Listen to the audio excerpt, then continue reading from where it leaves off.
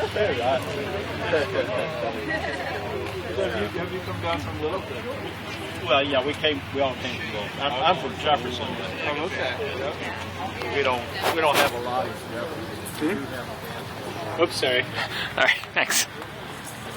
Oh, I didn't see the mic was right there. Yeah. Hello. Hello. My name is Eric. Hi, Eric.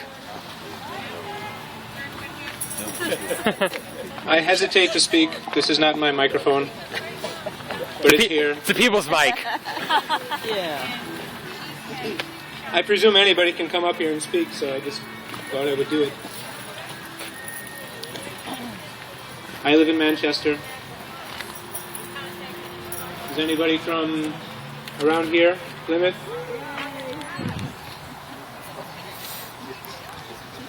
Yeah. How about somebody from around here speak? Of course, I'm from New Hampshire, but it's not my show. Make it your show, Eric. Yeah. Well, this is a free country, so I'm going to test it.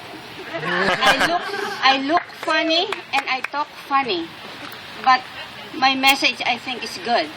I am a physician, now retired, and I used to chair the Granite Estate Physicians for National Health Program for 4 years. But I'm still very actively involved. And next week at the Occupy Plymouth, December 3rd, from 12 to 1, we will be coming here to advocate for health care for all. I think we deserve it. Woo! The United States is only #1 in terms of health expenditure, but we are almost at the bottom, behind Costa Rica and even Cuba in terms of healthcare measures.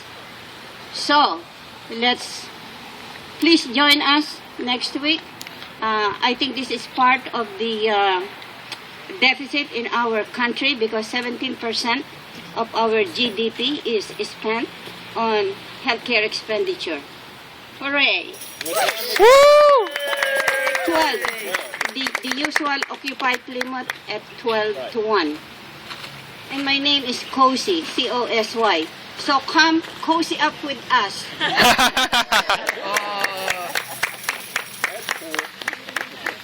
You understand my English? Yes. Yes. No problem. If we're not the 1%, we wouldn't have understood it.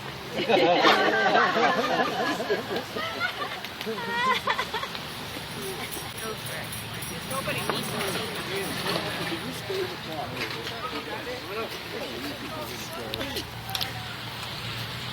There's an empty mic. Dressed up for the occasion. Well, I'll take advantage of the empty mic.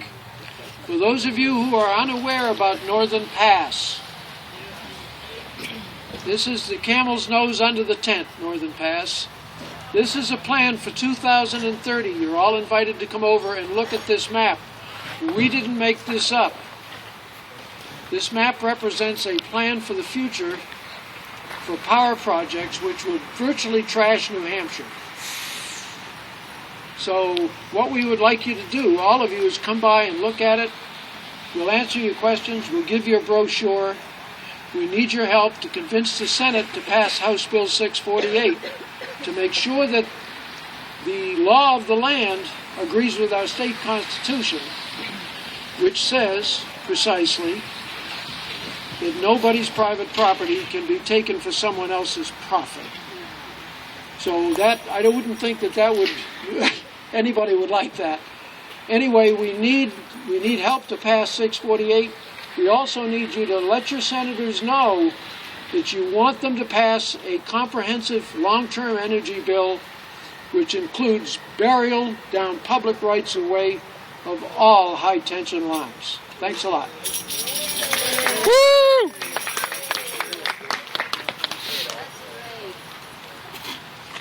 Thank you. Most of you know me. I'm Alan. Been standing out here freezing for a month now. A little more than that, actually. And I'm really pleased to have Occupy Manchester, New Hampshire group here in support. We have Eric and Mark and others from the group here. We've never had a General Assembly, and maybe we could even have a little bit of that today also, which would be nice. And afterwards, as we get a little colder later on, we can go over in the Congregational Church right next door here and continue any discussions we might want to do there.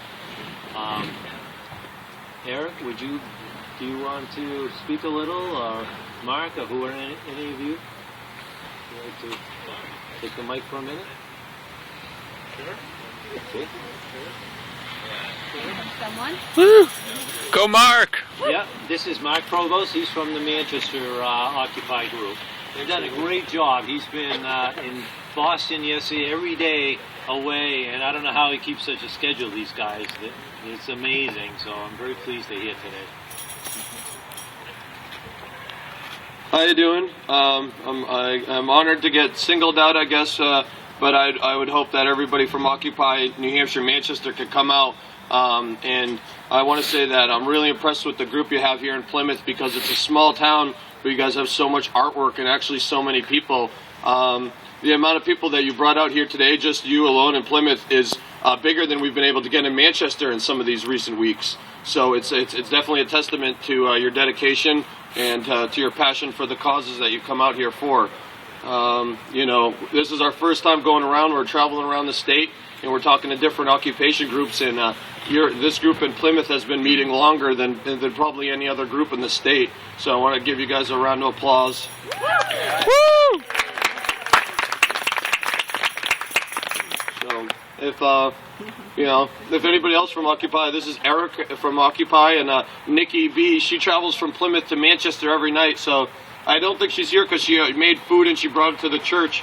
So there's great people here, and I'm going to go around with some contact information just so that we can all collaborate. And I think there's one other thing that we talked about was we have an Occupy New Hampshire Facebook link, and we would and it has 4,000 members, and we would like to share that with you by having one of the Plymouth people, whoever you guys decide, be the administrator for that website. So when you're having Plymouth events, you can share it with the entire 4,000 person network on Facebook, and so we'll start to collaborate and coordinate as much as we can. So thank you guys. Woo! Hi, my name's Bob. I normally don't speak at the General Assemblies. I've been involved in Occupy Wall Street, and I'm still with Occupy Wall Street in New York City from the beginning. I have camped out there, been on the front lines, have been arrested, hypothermia, no tents, the whole thing that you've been seeing. I went there the second week, at the end of the first week, because there was no labor involved. I went over the World Trade Center, which is about 100 feet away, and talked to a lot of the electricians, carpenters, all the trades. Filled them in on what's going on, because this movement is being labeled as a bunch of hippies, unorganized, on and on and on. Well, so when I was there, pretty much every union that I know of is now backing this, including the AFL-CIO, International Brotherhood of Electrical Workers, that I work for. I'm originally from Boston. I've lived there all my life, and I now live in Littleton, New Hampshire, for like the last 7 years. And I just went down there for the heck of it. I'm not working. I haven't worked in 3 years. But I'm just glad to see this many people here. I hadn't realized that that this gentleman, you here from Plymouth? And you've been out here all the time? Good. I've been doing some, individual protests myself, including yesterday with this yellow sign, which is from Wall Street, from the front lines. You've seen it on TV. The police confiscated it. I retrieved it. I got so many business people. I got so much harassment yesterday. I had to leave. I had to get out of there. It was so bad. That's the situation up there. Other than that, with positive results from the public. 95-5. I was keeping track one day. I've worked mostly with labor outreach down in New York City, Occupy Boston, also, I've occupied that and camped out there a lot too. Though I'm been sick lately from doing all this, and I'm here resting right now. Really sick, terrible. So this movement is the night before this was the park was raided in New York City. Sunday night, I did an interview with Press TV, and at that time they were raiding parks all across the country, and I just suspected that it was being organized, which it was now, I know. Yep. And I told this guy, this was live TV too, which I don't do a lot of live ones, really nerve-wracking. I said, this can get closed down tomorrow. I said, it's not going to change things a bit. This movement is growing, it's being driven by the young people, and on and on. And I feel like I jinxed it, because exactly, the next night that the raid happened. The raid happened. Luckily I had to leave at 10:30 that night. Me and a friend, we had caught in the morning the Brooklyn Bridge situation. So the raid happened. The very next day we tried to reoccupy. We had a court order to reoccupy. They wouldn't let us in, and this is where this banner was, taken stolen by New York police and retrieved. And I almost got arrested again. Very close. I got kicked out of there. They threatened me to leave, or you're going to be under arrest. And I had just been out of court for 6 hours with like 6-month probation for the other thing. So I lucked out and made it home. And that's that.